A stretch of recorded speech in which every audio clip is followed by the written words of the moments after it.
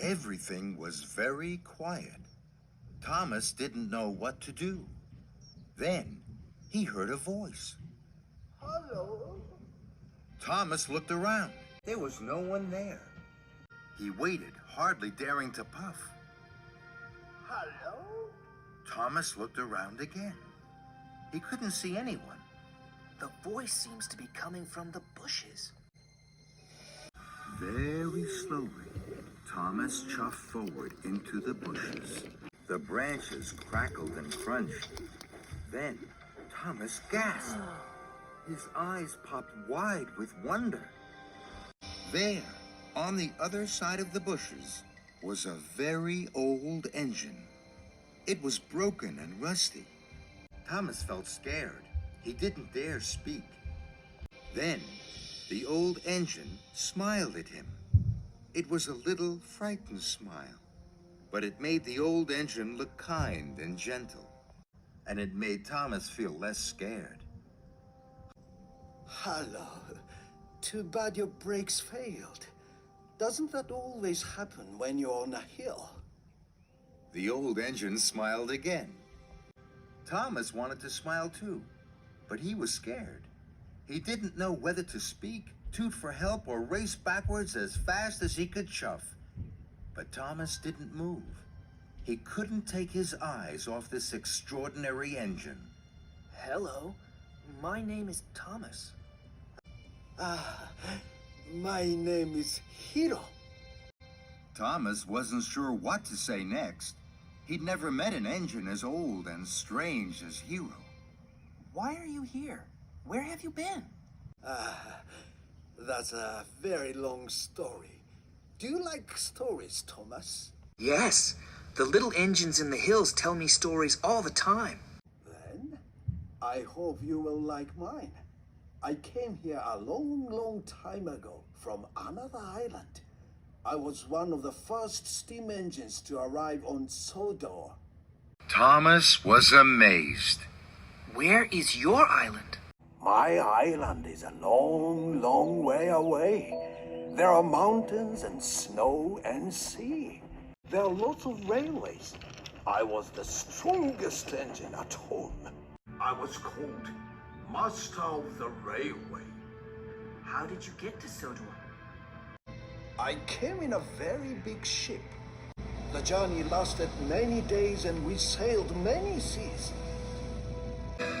When I arrived at the docks, it didn't look at all like home. What was Sodor like then? It was very quiet. I was the only engine on Sodor. They called me Master of the Railway here too.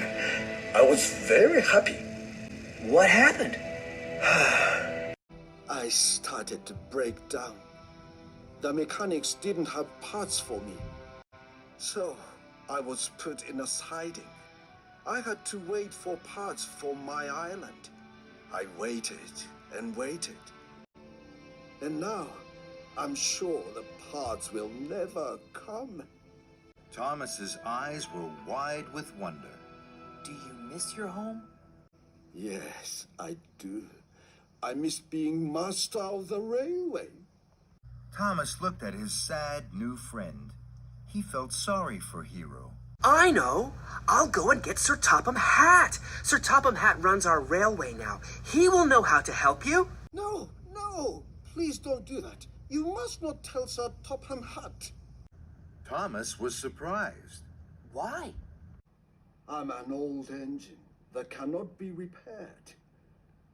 I know what happens to old engines that cannot be really useful. They're scrapped and sent to the smelter's yard. That's not fair. That's not right. That can't happen to you. But Thomas could see that his new friend, who was once master of the railway, was now old, alone, and scared. So Thomas made a decision.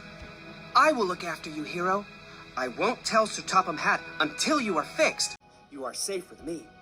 I'm sure I can find the parts to fix you.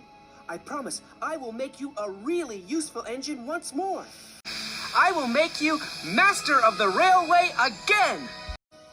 Hero smiled the biggest smile he had smiled in a long, long time.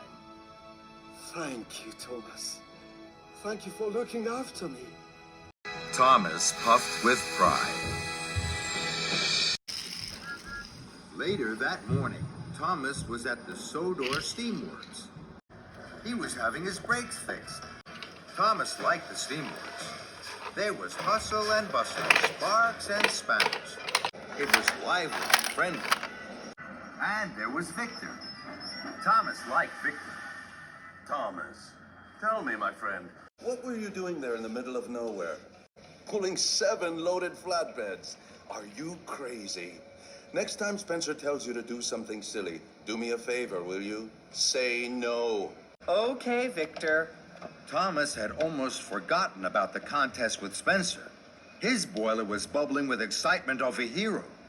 He wanted to tell Victor, but he knew he couldn't. Other engines might hear, and then someone might tell Sir Topham Hatt. So, there you are, Thomas. Broken down, I see. 7 flatbeds must have been just too heavy for you. Good morning, Spencer. Well done. Spencer was amazed. He wasn't expecting Thomas to be cheery. What did you say? I said good morning and well done. Do you have a job to do, Spencer? Or are you just going to stand here gossiping? You're taking up a lot of track. Spencer was shocked. No one speaks to me like that. Then Spencer slid away, sneering. He's all silver steam and bossy boiler, that one. Thomas laughed. He liked Victor. Okay, my friend, you're all fixed. Please stay away from Mr. Silverstein. Sir Topham Hatt needs you on your branch line. Thank you, Victor. Oh, Kevin. What are you doing? How many times do I have to tell you, you don't drop things, you lower things. Slowly, slowly, gently, gently. Yes, boss. Sorry, boss. I was trying, boss. Just a slip of my hook. Behind Kevin, Thomas saw something very interesting. A wagon with an old piston cylinder on it. That would be good for Hero. I wonder if Victor would let me have it. Thomas puffed away, excited. That afternoon, Thomas was busy on his branch line. He wanted to finish his jobs as fast as he could puff.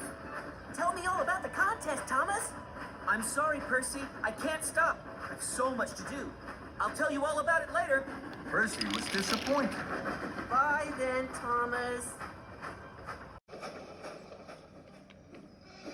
Later, Thomas puffed back to the Sodor Steamworks. He was pleased to see it was very quiet. What's going to happen to that old cylinder, Victor? That heap of old trash, it's just taking up space. Shall I take it away for you? Aren't you too busy, my friend? No, I can take it easily. Would you like a helping hook? No, thank you, Kevin. So, Thomas was coupled up to the flatbed, and he chuffed cheerfully along towards the track that led to Hero. Then, he heard the clatter of wheels and pounding pistons of a big engine behind him. It's Spencer. I don't want him to see me. He'll wonder what I'm doing with this old cylinder. Thomas puffed and puffed as fast as he could towards the siding. His boiler bubbled as he slowed to a stop. Tall trees hid Thomas from the main line. Spencer's rattle and roar came closer and closer as he rolled by. Then Spencer stopped and reversed. He was on the other side of the trees to Thomas. Thomas hardly dared puff.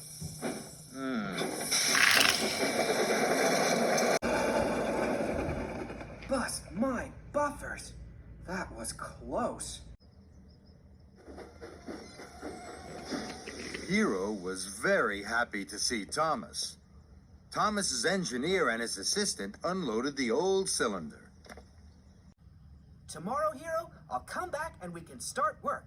I have to go back to Tidmouth Sheds now. The other engines will be wondering where I am.